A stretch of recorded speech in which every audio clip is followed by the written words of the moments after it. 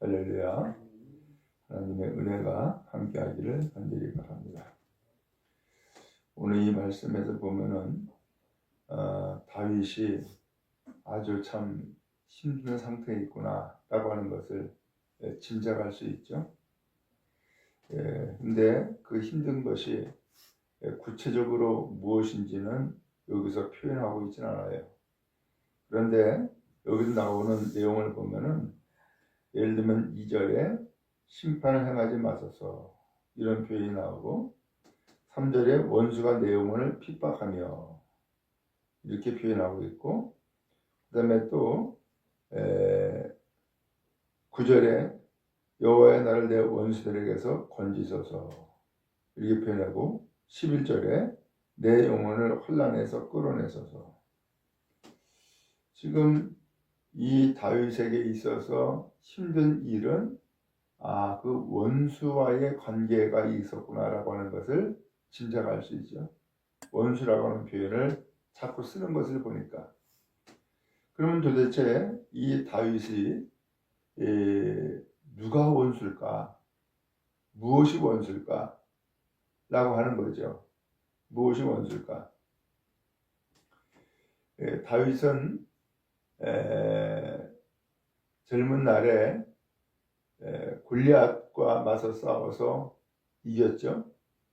그리고 난 다음에 그야말로 모든 일이 형통하고 그 다음에 승승장구하고 할 줄 알았는데 웬걸 그 골리앗과 맞서 싸우고 난 이후에 이 사울 왕이 당시 악령에 들려요.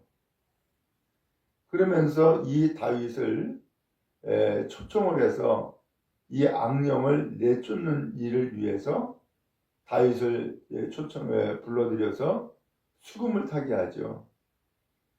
그런데 그 악령이 역사하는 이 사울이 그렇게 해서 끝난 것이 아니라 다윗을 이제는 오히려 죽이려고까지 하죠. 그래서 아침 식사를 초청을 해놓고서는 창을 던져가지고서 죽이려고 했던 일이 2번이나 있었고 나중에는 그것을 견디다 못해서 이 왕궁을 도망 나오죠. 그리고 난 다음에 계속해서 이 다윗은 떠돌이가 되고 도망자가 되고 피난자가 되죠. 자, 근데 그러고 난 다음에 결국은 어떤 일이 생겼어요? 이 사울은 전쟁에서 죽고 다윗이 왕이 되죠. 근데 이 왕이 되고 난 다음에 이제는 숨 쉴만 하겠구나, 형통하구나 라고 했는데 웬걸 주변에 있는 모든 족속과 나라들이 다 원수예요. 계속해서 전쟁을 했죠. 근데 이 전쟁을 할 때마다 또 이겨요. 그래서 이제는 좀 두 발 뻗고 잠도 자겠구나 라고 싶었는데 이것도 웬걸 아들이 반란을 또 일으키죠. 그래가지고서는 하루아침에 피난 가는 신사가 되어버리고 말아요. 마지막에는 하나님이 또 이 압살롬의 반란을 정리시키고 다시 다윗이 왕권을 회복하고 복권을 하죠. 자, 그런데 이 다윗에게 또 어려움이 또 있어요. 그것은 바로 우리아의 아내 밧세바를 범하는 범죄를 또 저질러요. 그리고서는 그 하나님 앞에 진노를 받아가지고서 백성들이 수만 명이 또 죽게 되죠. 이런 일들이 이 다윗의 일생에 보면은 마치 원수들이었어요. 그런 거 보면은 우리도 똑같은 삶을 살아가고 있네. 하나님 앞에 그야말로 은혜를 받고 힘을 얻으면은 좀 살만하다 싶은데 또다시금 불순종하거나 죄를 짓거나 환난을 만나거나 그러면은 좌절하고 낙심하고 그러다가 또 하나님 앞에 기도하고 은혜를 받으면은 다시 또 힘을 얻어가지고서 또 열심히 또 하나님을 구하고 찾고 이런 일들이 반복되는 것을 보면은 다윗의 모습이 우리의 모습이구나 라는 것을 알 수 있죠. 자, 이와 같이 이 다윗이 원수들로 인하여서 큰 혼란을 겪고 있고 고통을 당하고 있는데 이때에 다윗은 뭐하고 있느냐? 어떻게 했느냐라는 거예요. 1절에 나오죠. 여호와여 내 기도를 들으시며 내 간구에 귀를 기울이시고 주의 진실과 의로 내게 응답하소서. 다윗은 뭐 했어요? 기도했어요. 그래서 기도를 들으시며 내 간구에 귀를 기울이시고 라고 하면서 기도하고 하나님 앞에 간구했어요. 그런 가운데에 이 다윗은 응답해 달라고 그러면서 하나님 앞에 간구하죠. 오늘 여러분 우리가 경험하고 알듯이 모든 문제는 하나님께 있습니다. 그래서 문제의 해결이 하나님께 있다 그 얘기예요. 하나님이 아닌 것을 가지고서 우리가 문제 해결을 하려고 한다면은 어려움은 계속되어지고 그 문제는 헤어나지 못하는 고통을 겪게 되죠. 오늘 이 다윗은 이미 경험했어요. 양치기 할 때부터 그야말로 사자와 곰이 양을 잡아먹으려고 달려들면은 심지어는 목자인 이 다윗에게까지도 해를 입히고자 한다면은 다윗은 그때 어떻게 했어요? 하나님 앞에 기도하고 그리고 맞서 싸웠죠. 결국은 사자와 곰도 찢어 죽일 정도로 위력을 발휘하고 양을 지켜내는 그런 양식이었어요. 그 양을 치면서 이 다윗은 하나님 앞에 찬양을 했고 하나님 앞에 기도했고 하나님의 은혜를 힘입었던 거예요. 오늘 우리가 이런 여러 가지 문제들을 만날 때에 무엇이 해결이냐? 그것은 하나님을 찾는 데에 해결이 시작되어지는 거예요. 바로 그것은 기도이죠. 그런 의미에서 오늘 우리도 하나님을 구하고 찾는 은혜가 있기를 간절히 바랍니다. 그래서 오늘 어떠한 문제를 만나든지 하나님을 찾고 기도하면은 문제는 해결돼요. 근데 오히려 하나님을 안 찾는 경우가 있어요. 기도를 안 하는 거예요. 그러면서 하나님 앞에 그야말로 불신하고 실망하고 좌절하면서 낭망하는 가운데 삶을 살아가는 경우가 있어요. 그것은 실패예요. 여러분 어떠한 문제를 만나든지 그 문제가 아니라 하나님을 찾지 않고 하나님께 기도하지 않는 것이 문제인 거죠. 그러나 오늘 다윗은 하나님을 찾았어요. 하나님께 기도하고 간구했어요. 그래서 하나님 앞에 응답해 달라고 기도하고 있는 다윗의 모습을 보아요. 오늘 이것이 문제 해결의 시작이다. 또한 방법이다라는 것을 기억하고 우리도 어떤 문제를 만나든지 하나님을 찾고 하나님께 부르짖고 기도하는 주의 성도 다 되기를 간절히 바랍니다. 그 다음에 두 번째로는 2절에 보니까 주의 종에게 심판을 행하지 마소서 주의 눈앞에는 의로운 인생이 하나도 없나이다. 이렇게 표현했어요. 주님은 심판하시는 분이죠. 근데 이 다윗은 주의 종에게 심판 행하지 말아달라고 하나님 앞에 기도하고 있어요. 그러면서 주의 눈앞에는 의로운 인생이 하나도 없나이다. 결국 이것은 다윗의 자기 고백이죠. 다윗이 의롭다는 거 의롭지 않다는 거예요? 나도 의롭지 않습니다. 라는 이야기죠. 바로 이것은 이 다윗의 회개의 고백인 거예요. 여러분 어려움을 만날 때에 혹은 원수를 만날 때에 누구를 봐요? 대부분이 원수를 봐요. 그런데 자기를 봐야 되는데 자기를 볼 줄 모르는 경우가 많아요. 근데 다윗은 어떻게 했어요? 그 원수로 인하여서 환난을 당하고 핍박을 당하고 고통을 당하지만 그 원수로 인하여서 지금 이 다윗은 자기를 보는 거예요. 내가 혹 하나님 앞에 잘못한 것은 없나? 내가 혹 하나님 앞에 야말로 회개해야 될 것은 없나? 결국은 이 다윗은 주의 종에게 심판 행하지 말아달라고 하면서 주님 앞에서는 의로운 인생이 하나도 없습니다. 나도 죄인입니다. 나도 하나님 앞에 회개합니다.